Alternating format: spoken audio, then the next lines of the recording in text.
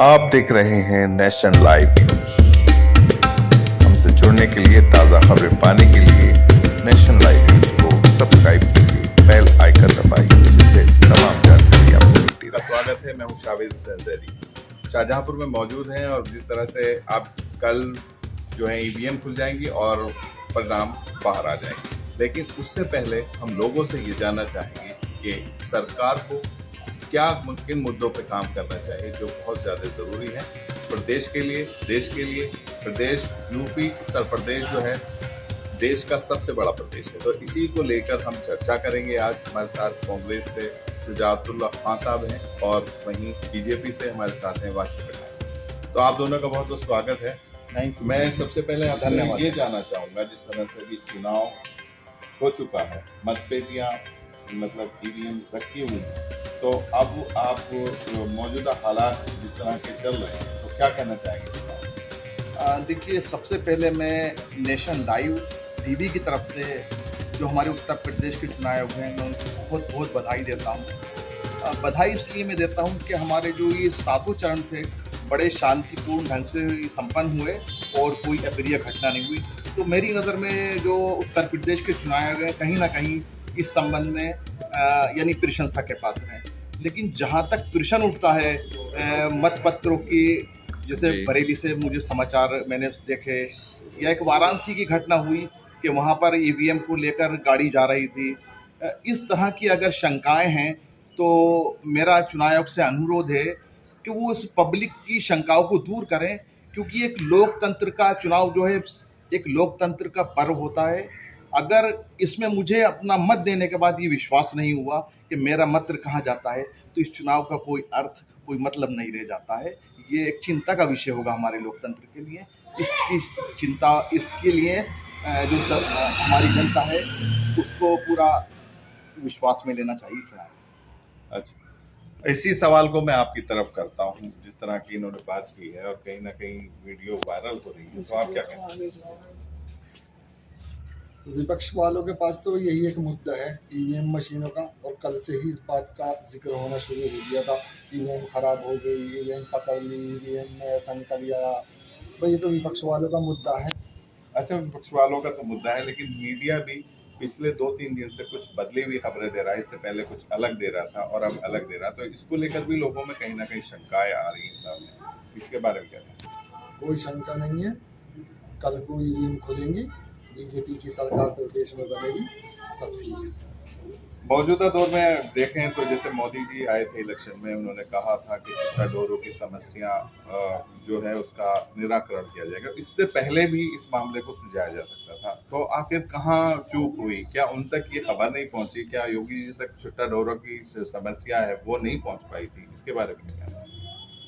मोदी जी ने भाषण में कई बार ये कहा है, जो ये छोटा जानवर है इसकी जो है समस्या आपकी सरकार बनने पे जो है बना दी जाएगी, और इसके लिए जो है अलग से इंतजाम किया जाएगा। तो क्या उन तक ये खबर पहले नहीं पहुंची थी? ये समस्या उन तक पहुंची नहीं थी कि जो गौशाला है वो सही तरह से काम नहीं कर पा रही है, छोटा डोर किसानों को परेशान कर रही है? हर गौशाला के ऊपर जो है सरकार जाके नहीं बैठेगी, योगी जी जाके नहीं बैठेंगे। जिन लोगों पे व्यवस्था है उसकी देखने की, ये काम उसका है।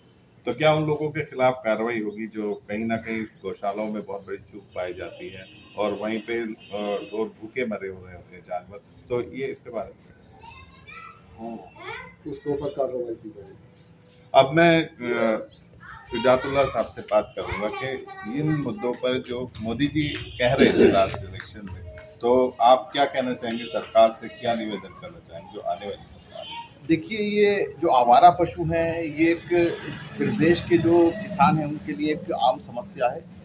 मेरा अनुरोध है सरकार से कि यानी कल समय है 10 तारीख, जो नई सरकार बने, मेरा उनके लिए भी एक पैगाम है, अनुरोध है उनसे भी कि इन किसानों की जो समस्याएं हैं उनसे जितनी जल्दी हो सके जनता को छुटकारा दें, समस्याओं को निकालें।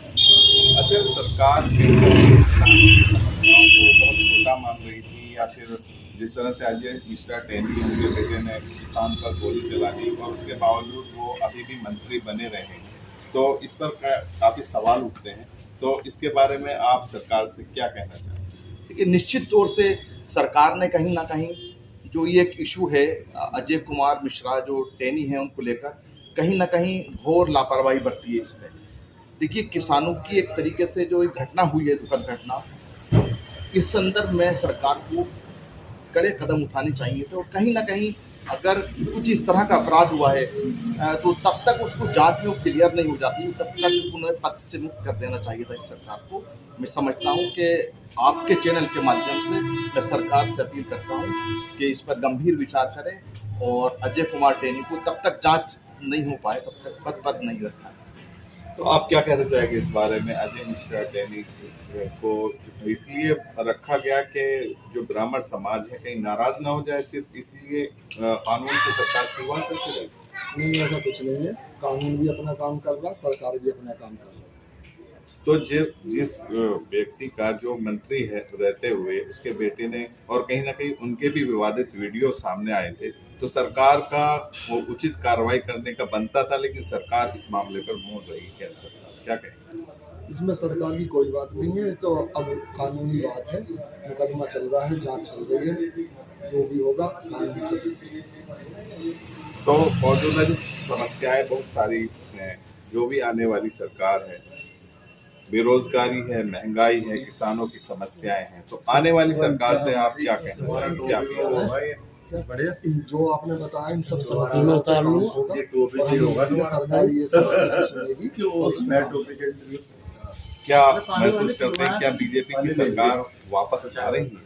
बिल्कुल आ रही है, सरकार आ रही है, सरकार यही सुजातुल्ला खान से बात करूंगा कि आपको क्या लगता है किसकी सरकार आएगी?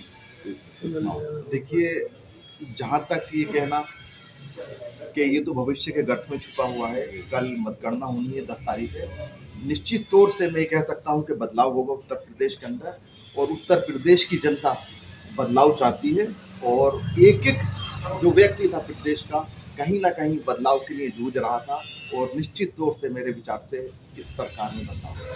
अच्छा, जो स्थिति है कांग्रेस की, उसके बारे में क्या कहना चाहेंगे? कहीं ना कहीं कार्यकर्ताओं की जो कमी है कांग्रेस को आज तक जमीनी तौर पर खल रही है। बहुत से लोग बड़े वरिष्ठ पत्रकार इस बारे में बात कर रहे हैं, तो आप क्या समझते हैं?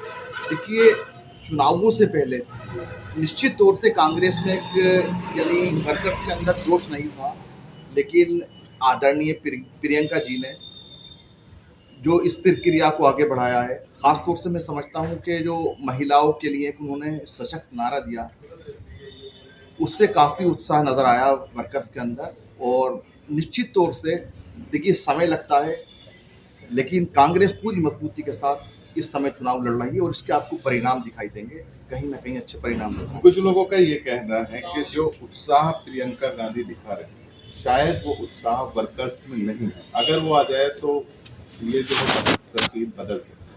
आप देखिए, अगर हमारे लीडर के अंदर उत्साह है तो निश्चित तौर से वर्कर में भी आपको उत्साह देखने को मिलेगा। देखिए, जहाँ तक चुनावों का प्रश्न है कि इसमें अगर वर्कर्स के अंदर जोश दिखाई नहीं दिया या जुनून नहीं दिखाई दिया, इसके बहुत सारे कारण हो सकते हैं, लेकिन मैं व्यक्तिगत तौर से मेरा अपना ऐसा मानना है कि कांग्रेस का वर्कर इकट्ठा था, और कहीं ना कहीं मजबूती के साथ उसने चुनाव लड़ाया है अपने पार्टी के कैंडिडेट को, जिसके आपको निश्चित तौर से 10 तारीख को परिणाम देखने के लिए। जो जमीनी हकीकत है कुछ और बताती है, कुछ लगता है कि जो कार्यकर्ता घरों में बढ़ जाते हैं और कुछ है तो देखिए, पार्टी कार्यकर्ता जो है पूरा संगठित है, प्रियंका गांधी के नेतृत्व में बिल्कुल संगठित है, और एकजुट होकर उसने इस चुनाव में कार्य किया है, और इसके निश्चित तौर से परिणाम आपको 10 मार्च को अवश्य जरूर देखने को मिलेगा। मौजूदा हालात में अगर बीजेपी सरकार वापस आएगी तो क्या अजय मिश्रा टेनी जो है उन पर कार्रवाई हो सकती है? क्योंकि यूपी से ही उनकी चार्जशीट तैयार हो रही है, और कहीं ना कहीं उनके जो भाषण थे, विवादित भाषण, वो भी वीडियोज में सामने हैं। तो क्या देखते हैं, किस नजरिए से देखते हैं? उन पर कार्रवाई हो रही है, कार्रवाई चल रही है, सरकार भी काम कर रही है, कानून भी काम कर रहा है। क्योंकि मंत्री रहते हुए और गृह राज्य मंत्री का दर्जा कम नहीं होता, जो पूरे देश का गृह राज्य को देख रहा है, गृह मंत्रालय को देख रहा है, तो उसके अंडर में हर वो संस्था आती है जो देश में कानून व्यवस्था को बनाने में या कानून बनाने में सब काम कर रहे हैं। तो फिर ऐसे में कहाँ इंसाफ मिल पाएगा? इंसाफ मिलेगा। और अब से पहले भी ऐसी कई घटनाएं हुई हैं, उसमें भी जो है सरकार ने काम करा है अपने हिसाब से, और इसमें भी कार्रवाई होगी। हमसे बात करने के लिए धन्यवाद।